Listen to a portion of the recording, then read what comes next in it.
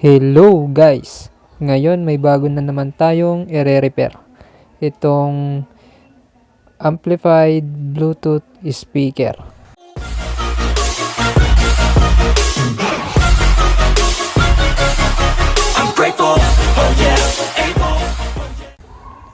So ito guys, sabi ng may-ari, nawawala daw yung tunog ng isang speaker kapag pinapalakasan yung volume control niya.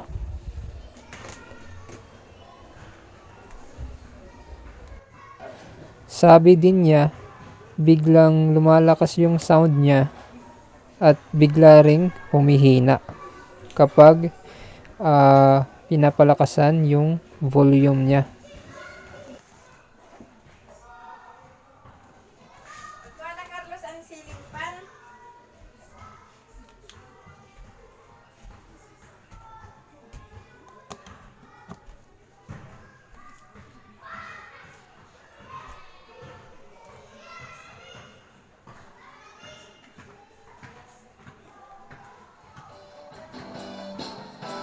Cha-cha, just do it cha-cha, everybody.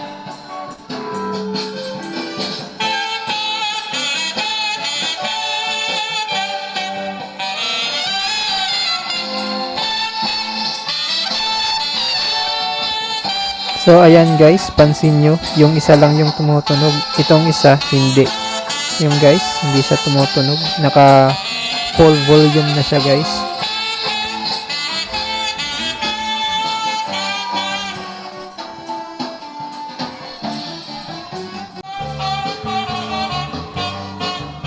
Okay naman guys yung paglagay natin ng isang speaker.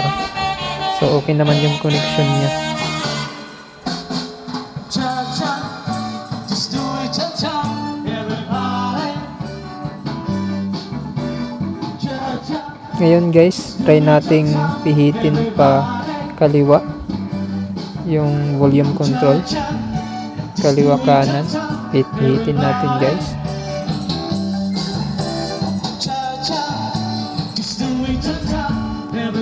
So baka tumunog yung isang speaker. Itong treble din niya, pihitin natin. Pati itong bass niya. Ayan na nga guys, gumana yung isang speaker natin. Yun.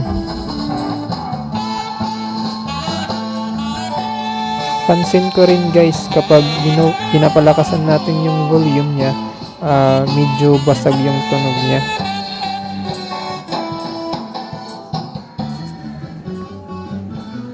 So ngayon guys, i-full volume natin. Yan guys, full volume na siya. So nawala na ulit yung sound niya, yung isang speaker. So pihitin natin pabalik. Ngayon guys, i-turn off muna natin. Guys, punutin natin yung easy cord nya, easy plug. Yun guys, may napansin ako sa easy cord nya. So lalagyan natin to ng electrical tape mamaya.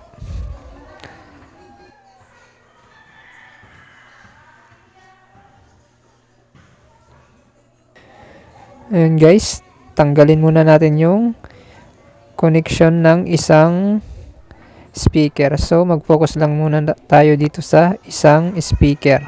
Ito kasi yung kinakabitan ng amplifier. So ngayon guys, bubuksan natin yung control board nya.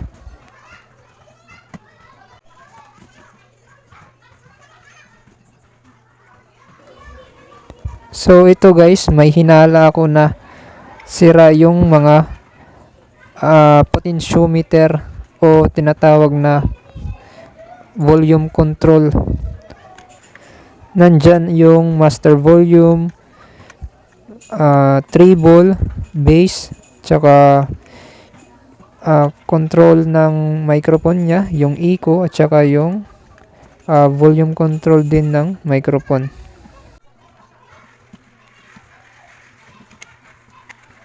Kung bago pa lang po kayo sa aking channel, please consider subscribing. Thank you.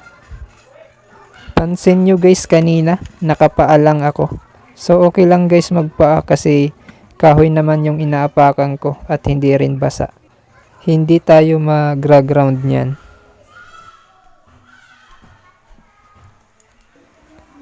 So ngayon guys, nilagay ko sa times 10 yung multimeter natin sa resistance meter or ohm meter.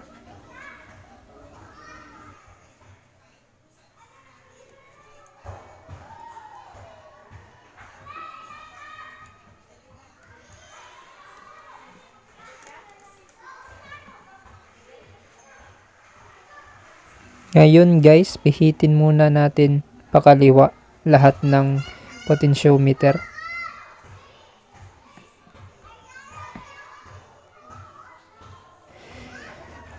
Ngayon guys, tingnan yung mabuti kung paano ko susukatin yung mga volume control niya o tinatawag na potentiometer.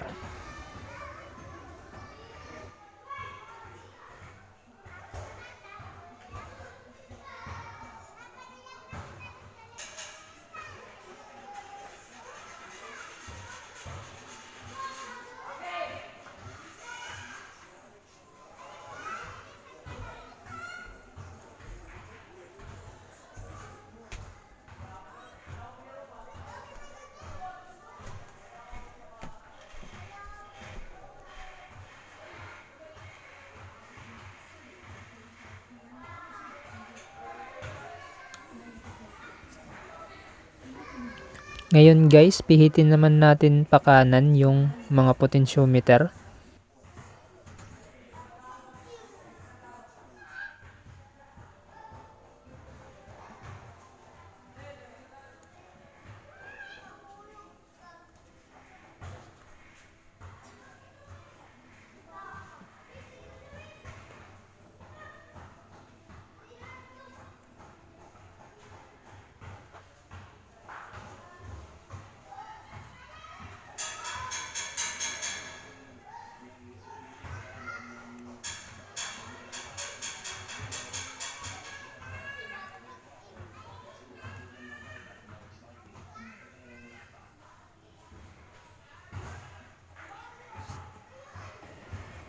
So, sira lahat yung volume control niya.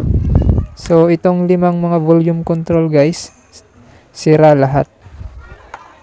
So, ngayon guys, tatanggalin muna natin.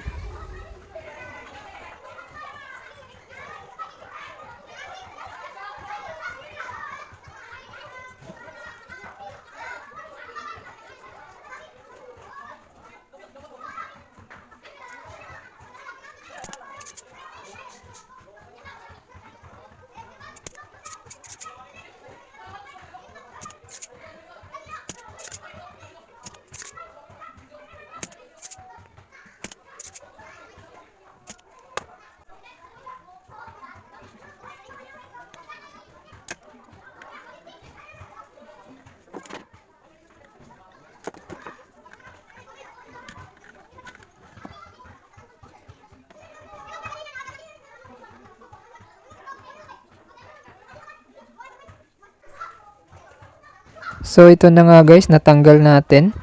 So, papabilhan muna natin to sa ating customer.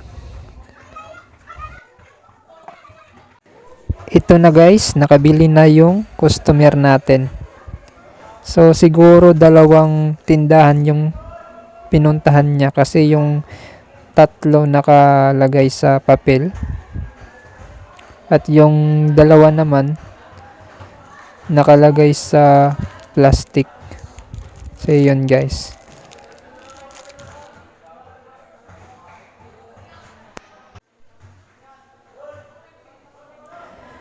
Ngayon guys, bago natin ikabit, i-testing muna natin.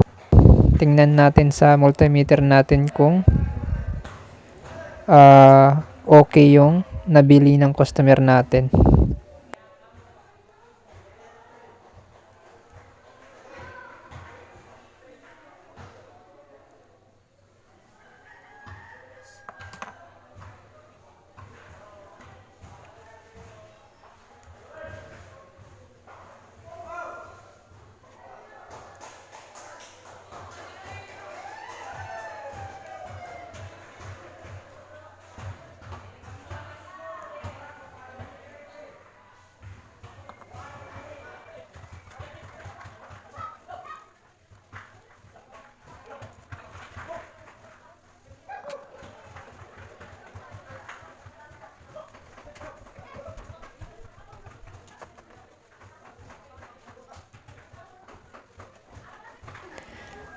So, okay naman guys yung nabili ng customer natin.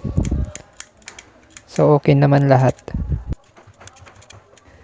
Ginagawa ko dyan guys, nililinisan ko yung mga pin ng mga volume control natin para dumikit yung lead.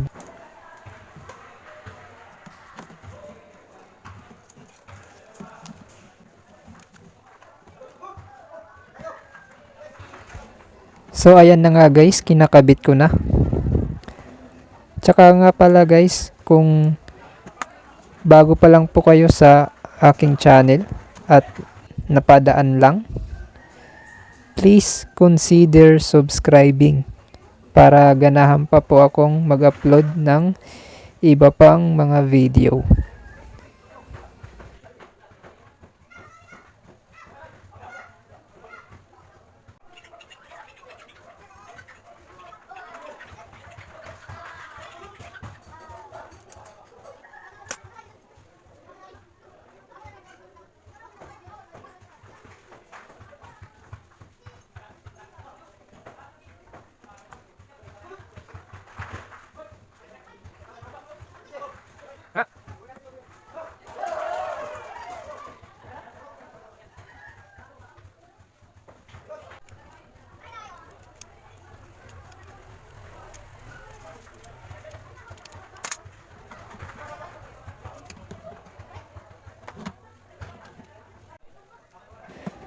So ito guys yung control board niya guys.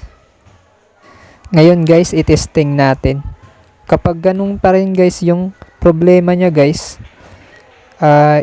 sunod na i-check natin itong mainboard niya guys. Ayun guys. So itry muna natin guys. Baka umuki na.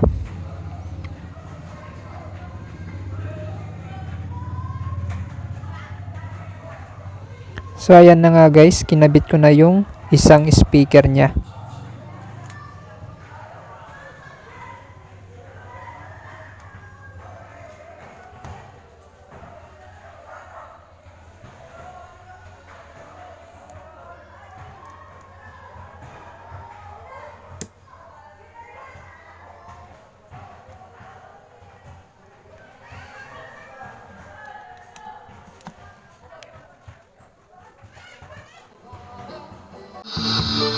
So ayan na nga guys, okay na yung speaker natin.